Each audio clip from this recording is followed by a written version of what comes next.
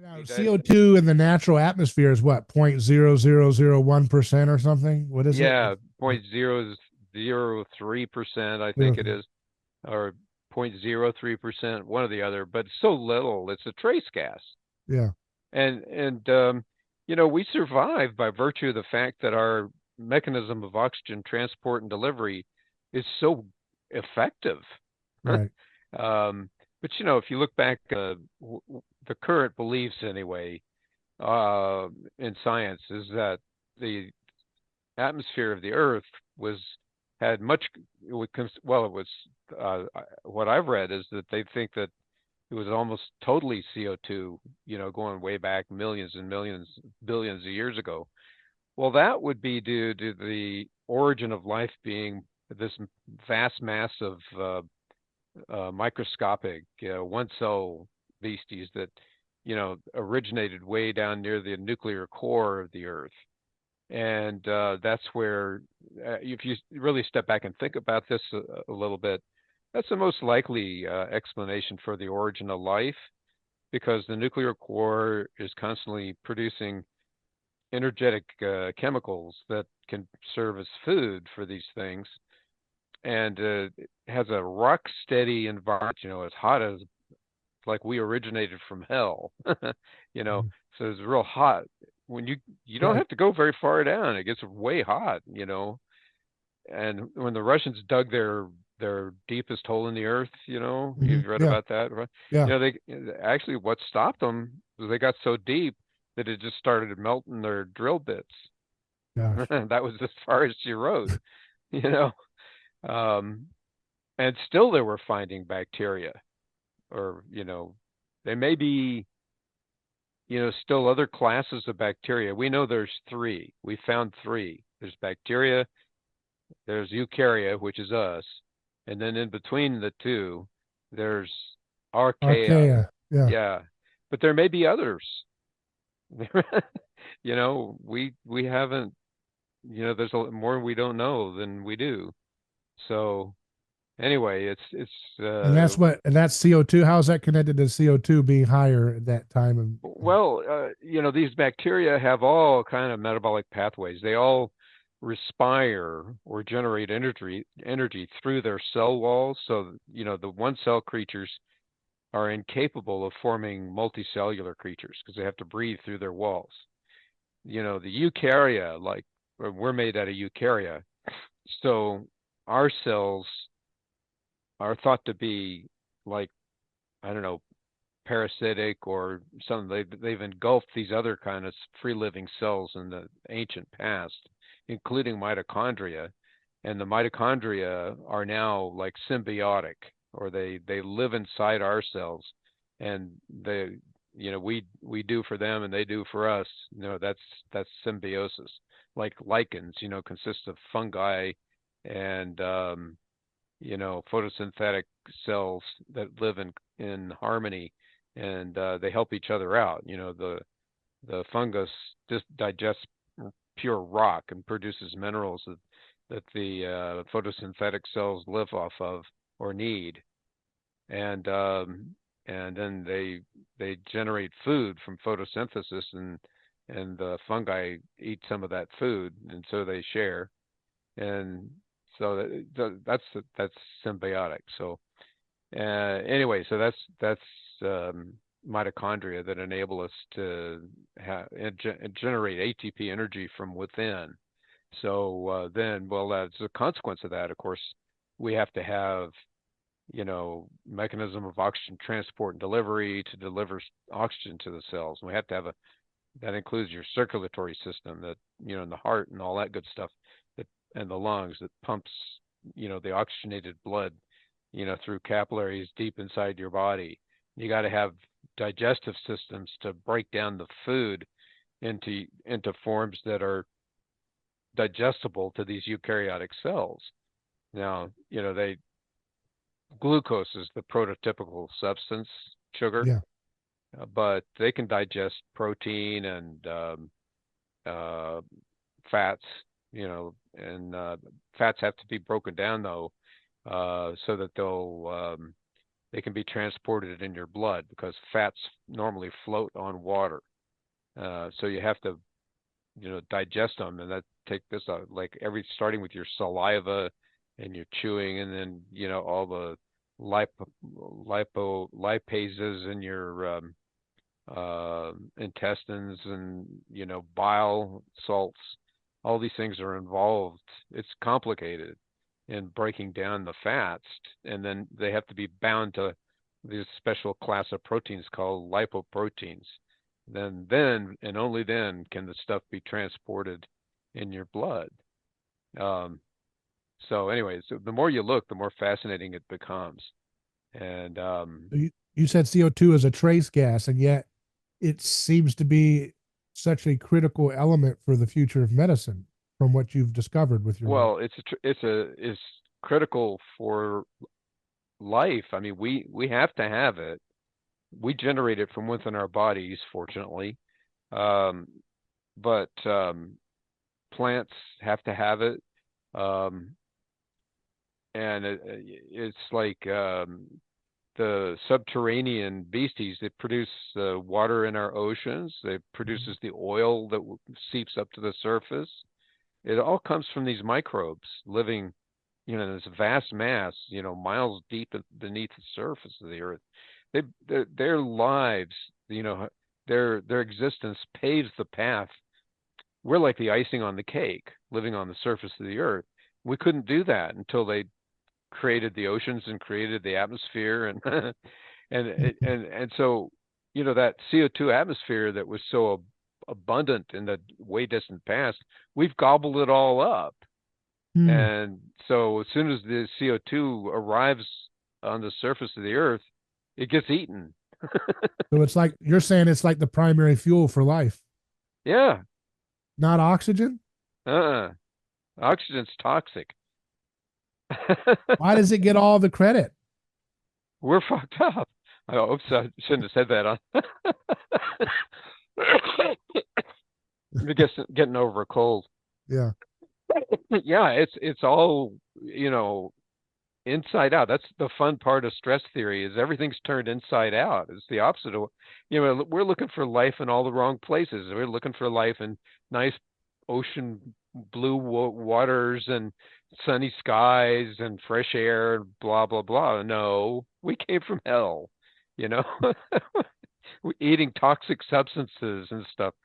The bacteria, there's bacteria that live off of pure electricity. well, wouldn't that mean that like carbon dioxide is a food that is associated with the lower state of our existence, and we want to get to the higher state with oxygen, or what? You know what I mean? No, Because you're saying if we came from hell, I know you don't mean that in a moral or like you're not judging right. the I'm just being condition. You're funny. saying the heat purely on the measure of heat, right? Well, heat drives chemical reactions. Yeah. Okay. Now, life advances by evolving new stress mechanisms. Okay. Now, what's a stress mechanism? It is a physiologic mechanism that extracts energy from the environment and maintains order. It's like the opposite. Life is the opposite of entropy. Yeah. Entropy is a tendency of everything towards disorder. Okay, we understand entropy pretty well, Yeah. but life is the counteracting force of entropy. It brings organization. Now, this has given me a completely different view of the universe. It makes me wonder, like, what's really going on out there? Yeah. You know, I mean, we're never going to figure that out, obviously. We're not, our little brains are nowhere near adequate.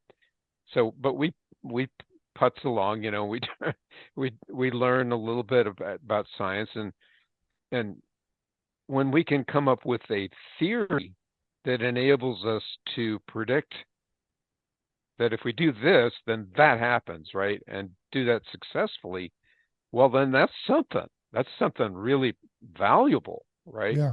Really, really useful. And so that's the way you should look at stress theory. We had, I mean, it has been predicted for a long time.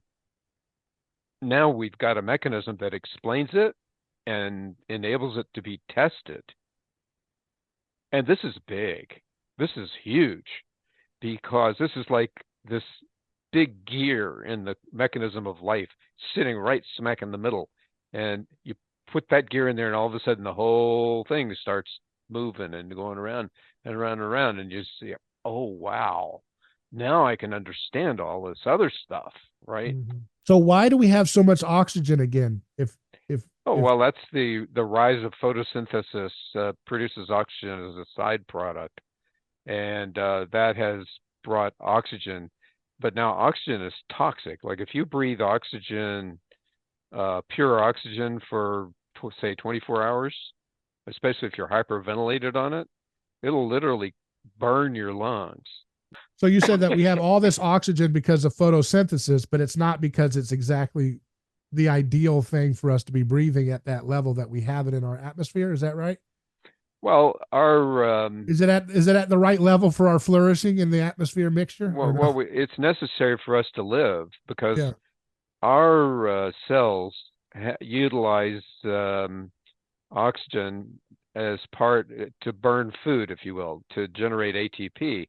You need oxygen glucose, and you consume oxygen and glucose in every cell, and you produce water and carbon dioxide as byproducts or end products. Now, water and carbon dioxide are totally benign. They have no toxicity at all. When I say toxicity, I mean, they can't directly harm cells. You know, you can drown in water, you can drown in carbon dioxide because it's called asphyxiation. It disrupts the transport of oxygen to your cells and delivery to your cells. Um, but oxygen itself is actually toxic, and your lung has protective mechanisms. Um, so, frankly, I was surprised when I started learning all this stuff. But your lungs are so efficient. To see now, like breathing, everybody thinks, well, it's just plain obvious that you got to breathe to live. Well, that's true, but you think the sole purpose of breathing is to get rid of carbon dioxide and bring oxygen in, right? Well, what's it's more subtle than that. When you're breathing, your body, every cell in your body is constantly producing water and carbon dioxide. So you're full of it. You have like 20 liters of carbon dioxide in your body, 21 liters, in your body at any given time, as compared to 1 liter of nitrogen and 1 liter of oxygen. And all the oxygen in your body, practically all the oxygen in your body, is bound up in hemoglobin on its way to your cells in arterial blood, not venous blood. Well, of course, there's 4 receptor sites on each hemoglobin molecule, and you only strip away maybe 1 or 2 of them, in ordinary health, and so forth. So now, when blood is traveling through the lung, the purpose of breathing is to blow off enough carbon dioxide that lowers the carbon dioxide to about 5% in your lungs. And that optimizes the binding of oxygen to hemoglobin because CO2 inhibits the binding of oxygen to hemoglobin. Okay. Now, hemoglobin avidly binds to oxygen. So that's not normally a problem, but your physiology optimizes it to the max. All right. So all the hemoglobin that's coming out of your lungs is 100% saturated with oxygen. Now, that does not count plasma, but hemoglobin carries 99% of the oxygen in your blood. The other 1% of plasma is saturated in plasma. And that you can supersaturate by breathing 100% oxygen. And these pulse oximeter machines that are ubiquitous now, your average nurse or doctor looks at that and is, oh, it's reading 100%, doctor. Oh, that's good. You're a good doctor. All right.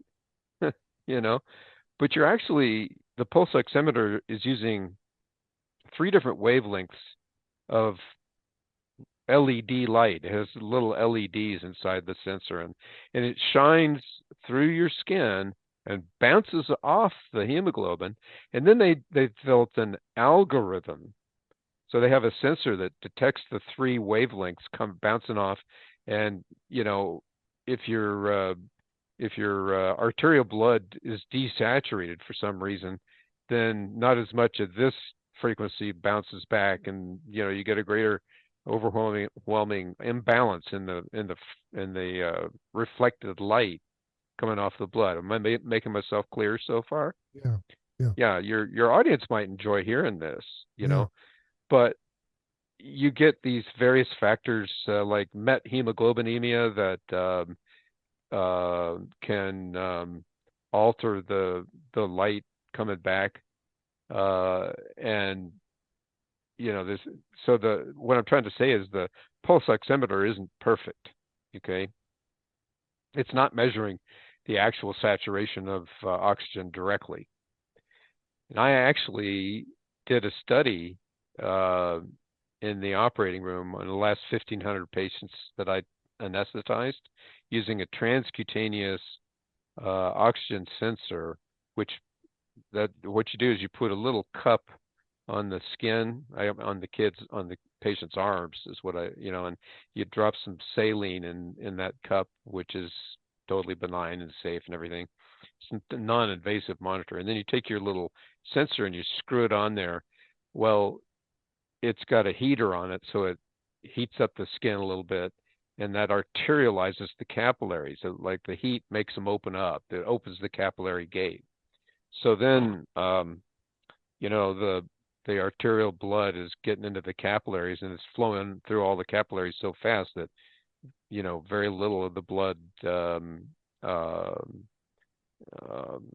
it's flooding the surface with oxygen from there. It stabilizes it, so you get a consistent readout. And as you're delivering more oxygen, under anesthesia with my anesthesia technique, well, I'll skip going into the gross details of that unless you want to, but I could see that the partial pressure of oxygen, which is what the machine measures, would just go up and up and up and up and up, and starts around 40 torr or psi, partial pressure, and it'd go up towards 200. Okay, and then when you were finished with the surgery, and I would let the patient breathe room air again. It would, what happens is the cells are gobbling up that oxygen constantly. As soon as it's released from the hemoglobin, the cells are like, oh, oxygen, it's food, right? And so the saturation or the partial pressure, have to think about what terms I'm using. The partial pressure falls back to normal pretty fast. So you have to have your oxygen transport and delivery mechanism constantly replenishing oxygen in your tissues for your cells, and if you have a heart attack, bam, you shut down the blood movement. So you're not delivering oxygen to your tissues anymore. And of course, your brain cells are the ones that are most readily affected because they're the most active, fragile, demanding cells in the body by far, right? So they suck up all the available oxygen that's immediately being delivered to them. Now you have a secondary metabolic pathway in eukaryotic cells. You may actually have a whole bunch of other ones, but you don't hardly ever read about them. That may explain some of these people, like Mark Spitz, and these people who can endure long distance athletic activity, intense athletic activity without developing lactic acidosis like the rest of us normal people do. And they may be inducible to some extent. That's not my expertise. That's outside my sphere. But there is this one anaerobic pathway that it's called, that utilizes glucose, but it's a lot less efficient. It burns glucose, but produces like four, six, molecules of ATP versus I forgot now, I'm rusty, 20 or 30 produced by the Krebs cycle. So that'll keep your cells alive for a little while. Like if you're drowning, your brain cells will survive for at least 15 minutes, even in an old fragile person. But in a kid's, I don't know what the record is. I think I've remembered reading about kids surviving without any noticeable damage after an hour. They drop into ice water and like in a pond or something like that in the winter. Um, so there's variables there, but it's not good to have a heart attack, or become hypoxic. And it's chronic hypoxia that occurs on a regular basis will eventually cause brain damage. Say, for example, the fools who work as guides, taking people up to the top of Mount Everest. Up there, see, carbon dioxide is heavy, it's dense, its molecular weight is greater than all the other gases. So 99% of your carbon dioxide is just right on the surface of the earth. Okay. And by the time you get up to the height of Mount Everest, there's practically none. And there's very little oxygen up there too. So now you're up there, you get hypoxic and you start to hyperventilate. This is where your respiratory drive, and that the respiratory drive is complicated too. There's two types of respiratory drive, but suffice it to say that the hypoxia causes you to start huffing and puffing, and you start depleting your carbon dioxide. Doesn't take much. Okay.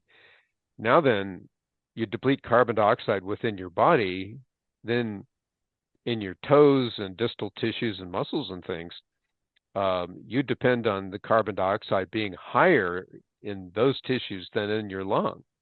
Okay. And I forgot what the partial pressure of oxygen is, in your toes and whatnot.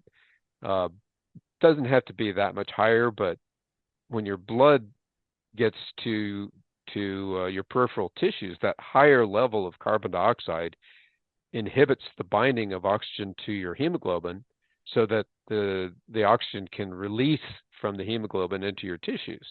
That's what my anesthetic technique would do. It would deliberately give a bunch of narcotic to suppress normal respiratory drive. You're not having any problem loading oxygen onto your hemoglobin, because you got a pulse oximeter that's monitoring, and you can tell you still have 100% saturation in your arterial blood. So fine, you're fine. No safety hazard here. But when the blood gets to your tissues, then you're causing it to release more of its oxygen.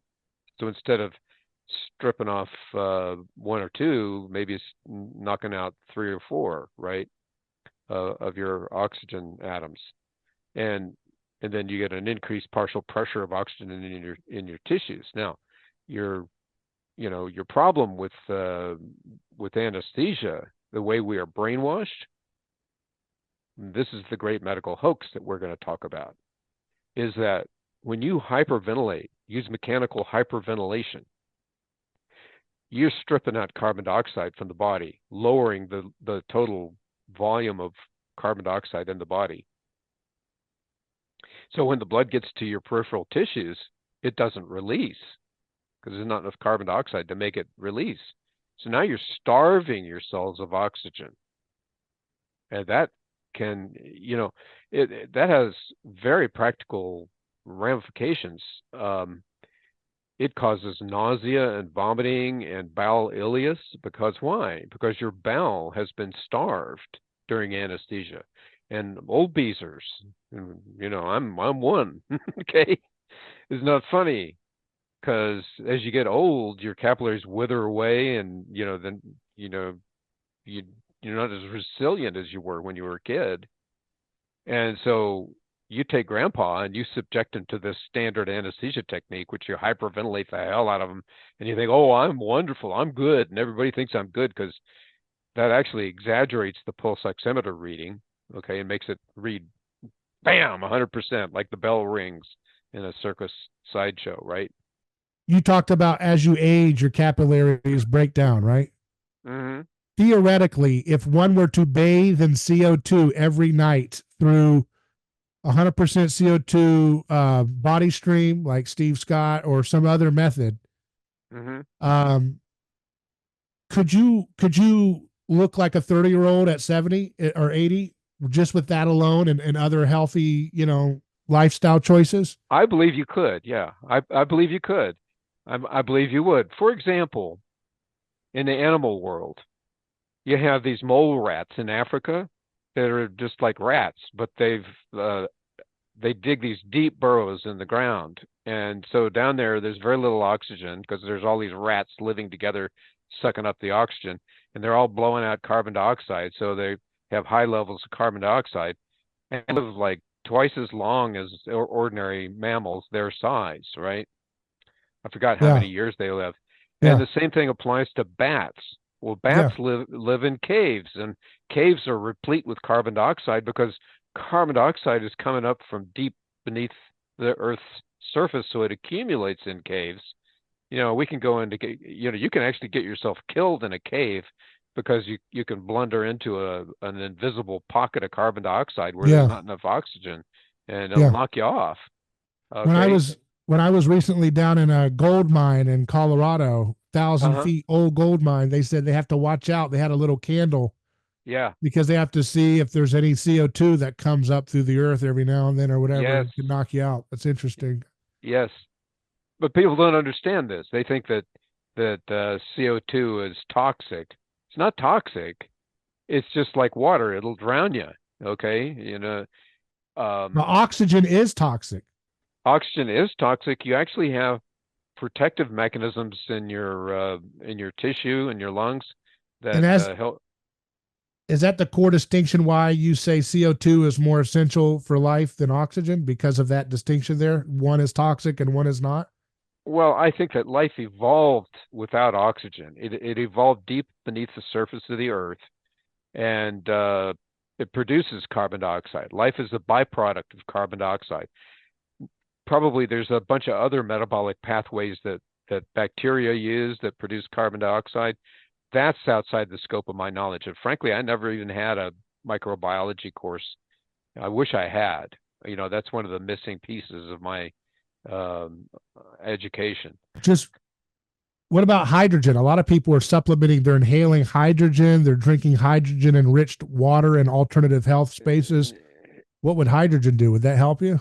I don't think it'd help or hurt either one. I think they're just see people get all these wacky ideas. They don't even learn the basics of what we do know. Okay, so for example, cancer cells.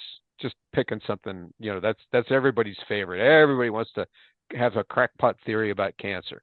So they look at it and they say, "Oh, look, you got all this lactic acid in cancer in the cancer cells, and we can detect that." Okay, and so that, well, that must be the cause of cancer. You know, you know, no, the cancer cells are just proliferating so fast because they're being goosed like crazy from excessive thrombin levels that cause their metabolic activity to go sky high. So they're trying to proliferate as fast as they can, and they can't get enough oxygen or glucose or whatever. So then they that kicks them into partially activating their anaerobic pathway, and that generates the sideshow of the lactic acid. But if they get enough oxygen, then they'll remetabolize the lactic acid and utilize it. So the key, we can talk about this later, but from the perspective of the stress mechanism, which tells us how the stress theory works, what you need to do is calm the cancer down, put out the fire. It's a self-sustaining um, state Mm-hmm. of tissue proliferation and wound healing. It's like these are normal cells that are trying to heal, but they're goosed, so they're overcooked with thrombin. They're producing too much thrombin, so their metabolism is kicked sky high. Their the cell division rate is abnormally elevated, and they start proliferating and they invade adjacent normal tissues and disrupt the normal tissues. and cause them to release more tissue factor into circulation. And that causes hypercoagulability in the blood. And it's also aggravating nervous activity called nociception, because it's like tearing up these little nerve endings called nociceptors, and that's stirring up the entire nervous system, which in turn that causes the release of von Willebrand factor, which activates factor VIII. So the key to tamping down that metastatic process is to deliver more oxygen via carbon dioxide. That right? helps, but I don't think that's going to be enough. It's certainly necessary as any part of practically any treatment that you do for any kind of disease. Okay, carbon dioxide is always, always, always helpful to optimize, because it does a bunch of things. Okay, it not just enhances the release of oxygen from your blood, but it also stimulates capillary proliferation in your tissues, and it directly releases nitric oxide from your capillaries, from your vascular endothelium, because capillaries are made out of vascular endothelium. Okay, so nitric oxide binds to calcium, which inactivates thrombin. Thrombin has to have ionized calcium to operate. Now, normally your thrombin activity in your body is maintained at an optimal level throughout your body by the parathyroid glands, because what are they doing? They're regulating calcium level in your tissues and blood. That's why if a surgeon accidentally removes the parathyroid glands, it's a death sentence. I think they can keep you alive with parathyroid hormone now. I'm not sure, but you certainly wouldn't want to have that happen to you. Okay. So actually, when you really start looking into pharmacology, you find that, God, there's an amazing number of drugs that exert their beneficial effects by binding to calcium, like Lasix, for example, furosemide. It's a very mild fibrinolytic. Why? Because it binds to calcium, and in so doing, it inhibits thrombin-activated fibrinolysis inhibitor, because your insoluble fibrin, which is being generated and disintegrated to regulate flow resistance in your capillaries. Yeah. Now, without the thrombin-activated fibrinolysis inhibitor, the insoluble fibrin has plasminogen built into its structure. So the plasminogen spontaneously breaks down into plasma unless it's stabilized all the time. It has to be constantly stabilized. So as soon as it's not being stabilized, it starts to self-destruct. It self-disintegrates. So going back to the C word, we got to be careful using it, because the fascist censors will pick up and take out the video again like they did last time. But what did they take out again? What was it? When we talked about the C word disease, the fascist pigs that run the YouTube algorithm deleted the video and struck the channel down for a week. Because we talked about cancer? Yes, that's how pathetic of the society we're in. Yes. You're a doctor and you've got clinical research and you're just evaluating it scientifically. That's how bat crazy the world we're in. It's a Luddite world out there. But they allow all, you know what it is? It's stress theory. They don't want stress theory to get out of the box, because they allow all these other crackpot theories talking about cancer. You can yap about any kind of nonsense. And that's fine, but that doesn't shake their racket, because cancer is a racket. Okay. Right. So you said CO2 helping you get oxygen to the growth is not sufficient. What else would you need in that, since you started that thought? I believe that what you need, now there's three semi-independent synergistic pathways that activate the stress mechanism. And those three pathways working in concert, let me name them. The first one is Well, the most basic one is actually what I call the tissue disruption pathway, which is that you have a the vascular endothelium is a layer of cells, one cell thick, just very delicate, one cell thick, that lines all the inner surface of all your blood vessels. Okay. And it's the sole cellular constituent of your capillaries. Mm-hmm. So that's all your capillaries are, is a little bit of glue that holds the cells together. So you have a very close interface between Mm-hmm. cellular cells and tissues and blood enzymes, and Yeah. the vascular endothelium is this insulating layer, okay, in between, and it's selectively permeable. And so understanding the details of what the vascular endothelium will allow passage and won't, right, it explains an awful lot of things. Mm-hmm. So when you drop a brick on your foot, you're disrupting the vascular endothelium and allowing direct exposure of tissue factor in the extravascular tissues to blood enzymes, because none of the cells in the circulatory system can What generate tissue factor. What is the simplest explanation of tissue factor? It's a molecule of tissue. It's a glycoprotein produced by extravascular cells.